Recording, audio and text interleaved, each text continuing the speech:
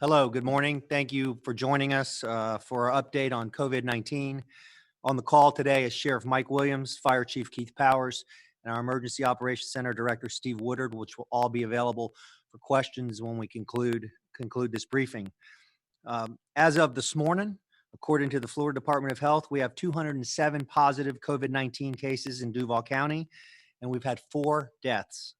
Our thoughts and prayers go out to the families that have lost loved ones and that are experiencing this disease and just going through these really tough, uncertain times. While our positive cases have risen as a result of increased testing in our area and because we've expanded eligibility criteria, and despite being the state's largest city, we have not been one of the hardest hit, and for that, we're grateful right now. For example, Duval County's testing capacity, as our testing capacity grows, our percentage of positive test results remain below many other counties in Florida and regions in the U.S.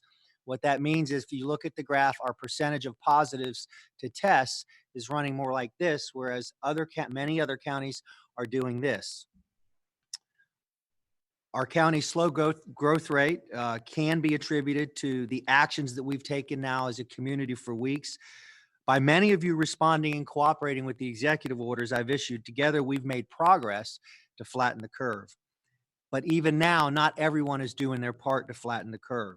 So for this downward trend to continue, we must remain vigilant and do more to protect our city. To that end, effective of Friday at 12:01 a.m., I am issuing a new Safer at Home executive order mandating that citizens stay in their homes except for critical and essential needs. The one thing that we can do right now to flatten the curve and get rid of this virus is to be social distancing, 6 feet apart, and practice this religiously. I want to be clear, this order is consistent with the recent order issued by Governor DeSantis to establish conformity with other safer at home orders around the state. While we're confident you'll be much safer at home in the coming weeks, I want to make it clear that this does not mean you can't go for a walk, that you can't walk your dogs, that you can't ride your bikes. Just do it responsibly. If you're out on your street and you see a neighbor, you see someone, keep your distance. You can wave, but do the 6 feet or more, and let's take care of each other. That's the only way we're going to get rid of this thing. This only prevents you from going to what are deemed as non-essential businesses. So starting Friday at 12:01 a.m., only essential businesses will be permitted to operate, and this will be consistent with the executive order the governor issued for uniformity in other counties around the state. My work from home order remains in full effect, but even if you are classified as an essential business, and if your employees can work from home, they can perform their job duties from home, they should be doing that. Essential functions include many things, including things as healthcare providers, grocery stores, news media, gas stations, financial institutions, daycares, hardware stores, laundromats, restaurants for takeout and delivery only, and more. A full list of retail and commercial businesses will be provided in the executive order, which will be posted on the city website at jacksready.com/virus. jacksready.com/virus. Look, leaders, we can make decisions, we can issue executive orders, but it's up to us as a community to act responsibly and to take care of each other. There's 1 million people in this city. We don't have 1 million police officers, and we don't want to have to deploy these resources and stretch them because people simply won't socially distance. So we've got to take this seriously. I just got off of a call with our hospital leaders. Hospitals remain in good shape. There's no concern at this point, but when this thing hits, it hits hard and it hits fast, as we've seen in other parts of the country. We're taking the steps to mitigate and stop that from happening, but we really won't know for a couple more weeks if the surge is really going to pop. We don't see evidence of that at this point, again, based on our testing rates, but we've got to continue taking the precautions to make sure that we're getting rid of this disease and virus and we're keeping each other safe. This was not an easy decision to make. All of these decisions have major impact on people's lives, financial, mental health, and it's not lost on me. The weight of these decisions are very, very impactful on individual lives in our city. But these decisions have to be made. These actions have to be taken to make sure that we're taking care of the people of Jacksonville. Over the last week, my administration has been working with JEA's leadership team, and I'm pleased to announce initiatives that will provide temporary financial assistance for all citizens. As you know, JEA suspended disconnections on March 12th, effective yesterday. Effective yesterday, they will be waiving late fees going forward until the pandemic is over. If you are a residential or small business customer struggling to pay your bill, JEA will work with you on payment plans and/or payment arrangements once this pandemic is over and you're back on your feet. JEA is planning to eliminate credit card convenience fees for 6 months starting Monday, April 6th. Plus, JEA leadership is looking for additional ways to help customers in these unprecedented times. This includes looking into possible one-time rebate for all electric customers. At my briefing to City Council yesterday, I announced a partnership with the City of Jacksonville and VyStar Credit Union to support small area small businesses and their employees and bring relief to those who are struggling economically in this crisis. We're finalizing the details of that agreement and intend to introduce and pass legislation on Monday. I look forward to working with City Council and getting their support.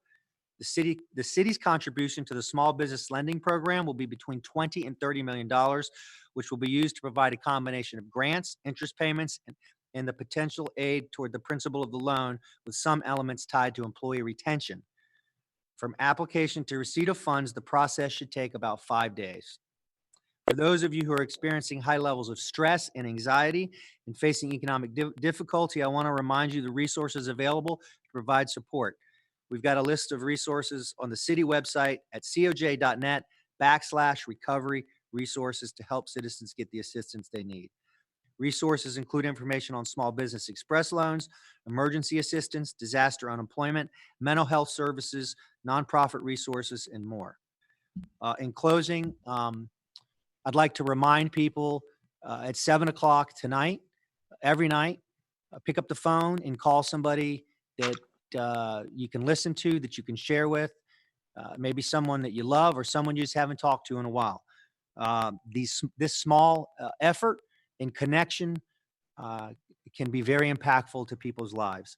I would also ask, as we take action and we do our jobs to keep people safe, to flatten the curve, I would ask our faith leaders, I would ask the people of faith in this city, our churches, to pray for our city, pray for our people, pray that people act appropriately and respond to these orders. And we're all in this together. We'll emerge better and stronger as one city. With that, we'll take questions, and we'll start with Russell with Action News. Yeah, Mayor, regarding hotels, specifically at the beach, are they under that order to only allow reservations in the future for first responders? And speaking of first responders, can you tell me how many are in quarantine or have had positive tests?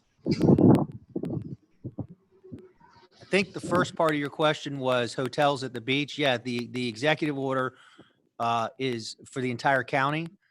And by the way, I am in talks and communication with the beaches mayors, and we all agree that this is public safety before anything else. And I'm sorry, I didn't hear the second part of the question. Yes. Can you ask? First responders, how many are in quarantine or have tested positive, if any? Fire Chief? Yeah, good morning. So currently we have about 24 of our employees, JFRD employees, that are in quarantine due to a vast array of issues. But we have none that have tested positive so far for COVID-19. Mike with the Daily Record. Hi, good morning, Mayor. Just a two-part question. Where will the money come from to pay for the relief plan? Will it be the city reserve fund? Will it be debt? And then the second part of my question is, will there be kind of a hard date, a hard deadline for businesses to apply to get the benefits, like an expiration date for the program? The money, the first tranche of money will come from the general fund. We have built up significant reserves, over $100 million in reserves the 4.5 years I've been in office. And then the recurring year or the following years will be a part of the budgeting process, and we'll budget them in. The second part of the question, hard date on application. We still have to introduce a bill to City Council and get that through. Once we do that, we'll have that. We'll have that information. Jim with WJXT. Mayor, just a couple of things on the stay-at-home order. How will that be enforced? Will there be misdemeanors? Will there be charges in that way? I know that may come from the sheriff's department. Also, does that include barber shops, beauty salons, nail salons? There's been a lot of concern about that. Other part of the question. It does. Okay. We're also, you talked about the results. We're not seeing a peak at this time as they're coming in from the state. But are you getting results from Lot J, since that's where thousands have been tested? Are you getting those results? Because again, we're hearing people are not hearing anything from there. My understanding is that information is going directly to individuals and to the Department of Health. We don't get that information directly. Again, that is, first let me say we're grateful to have that testing site here, but that is a federally run site with certain criteria. And again, individuals get those test results, as do the Department of Health. And then on enforcement, what with your mandate now, I mean, how is that going to be enforced? I'll let the sheriff answer that, but let me just say this again. People, just please don't put our JSO, don't put our police officers in the position. Just adhere. If you're out walking your dogs, keep your distance. If you're non-essential business, don't operate. If you are an essential business and employees can work from home, let them work from home.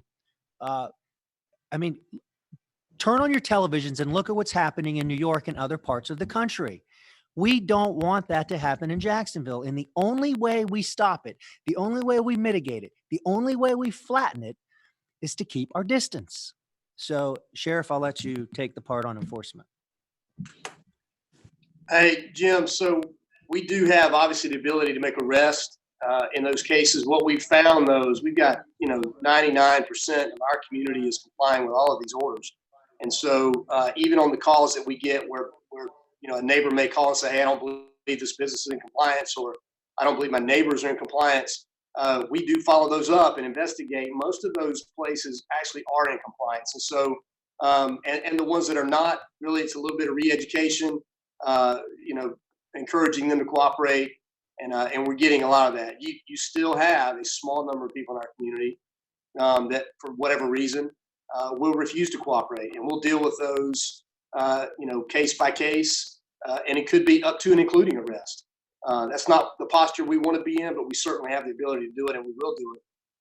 We just want the community, again, as the mayor said, let's just cooperate and comply, and we'll get through this, at the end of the day, and stop the spread, flatten this curve, and do it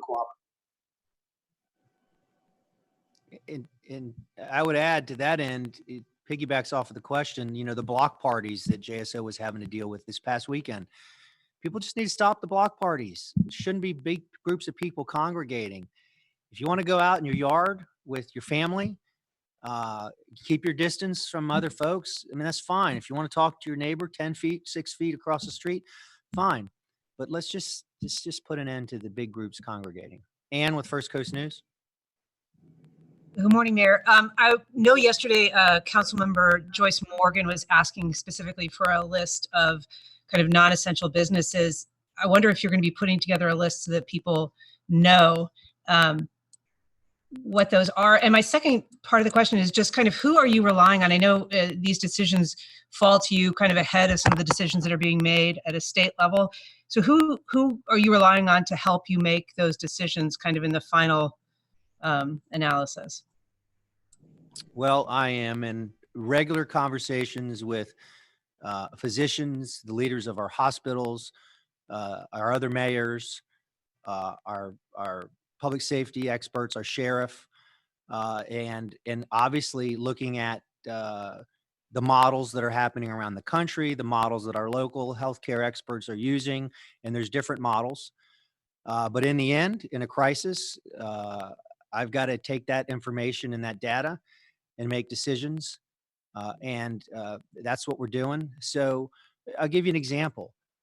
While our test positives are flatter than other counties, that feels good. That looks good, but I can't rest on that. We can't rest on that because where it hits, it has hit fast and it has moved fast. So I've been on calls for days now about how do we quickly expand bed capacity if we need to. And that's because you can't hope that our positives stay flat. If they do, we won't have to enact those types of measures, but we're going to be ready to if we have to.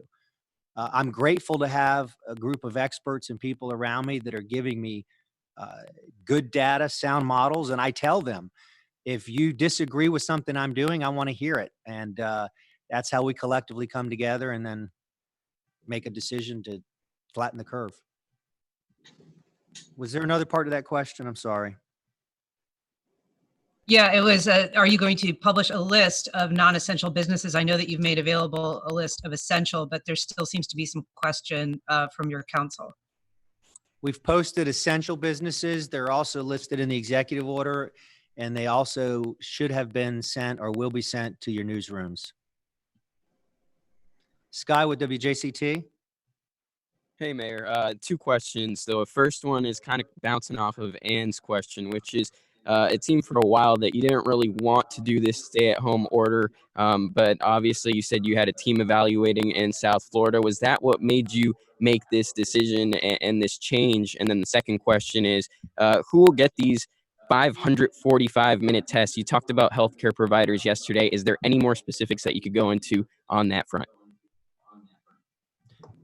Well, first part, the executive orders that I put into place before today were effectively stay-at-home orders, but for a few businesses. In fact, they went even a little further because of my requirement that if you can work from home, you should work from home. But as I talk to people, I hear from people, you know, in the community, words matter.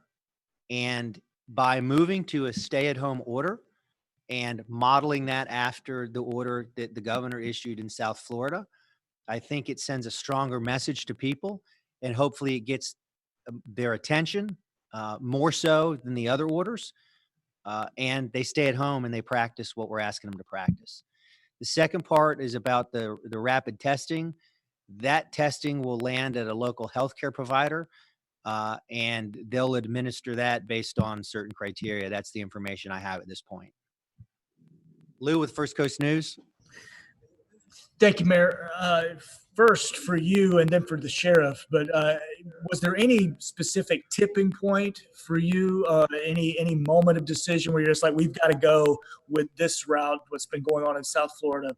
And then for the sheriff, as far as the block parties, you talked about having to break up. Anywhere in the city, have you had to write citations or any sort of other extra action to get rid of groups congregating? The first part of the question, I wouldn't say a tipping point as much as I said to the previous question. That is, some of the feedback I'm getting is when I have an executive order that says if you can work from home, your employer is ordered or mandated you should work from home. The stay-at-home order is stronger language, and codifying that will hopefully send a stronger message to people to practice what they should be practicing already under existing executive orders, with a few exceptions of some businesses now that would be deemed non-essential. Sheriff, I'll let you got the next part. Yeah, Lou, ask your question again. Yes, sir. I'm just curious if you've had to take any extra action with, like you said, block parties, you were having to break up some of your offers. Any citations ever have to be given, or arrests, anything like that? So not as of yet, but we have had to establish, some task force elements to be able to respond to those, so we don't tax the officers who are handling the routine calls for service. But we can issue citations and will. We can make arrests and will.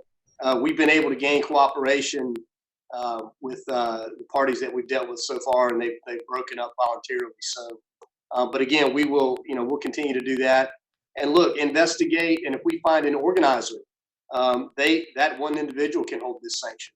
We can cite him or make that him or her or make that arrest as well. So it's something that we're focused on, and we've got resources dedicated to handle.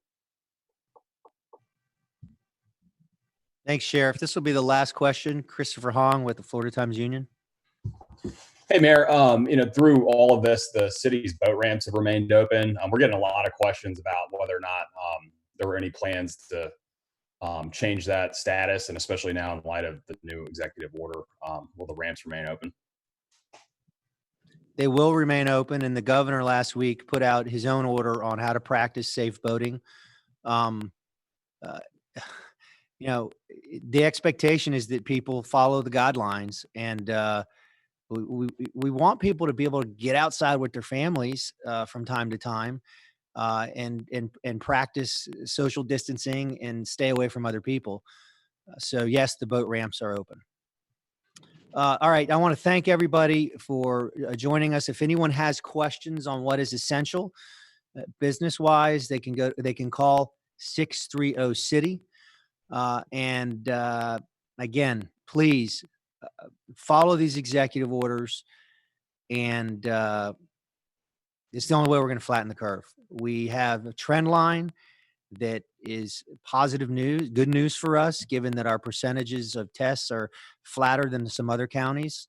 And we just want to do everything we can to maintain that and mitigate a surge of patients. This is a deadly virus for some, and we just got to take care of each other. Thank you.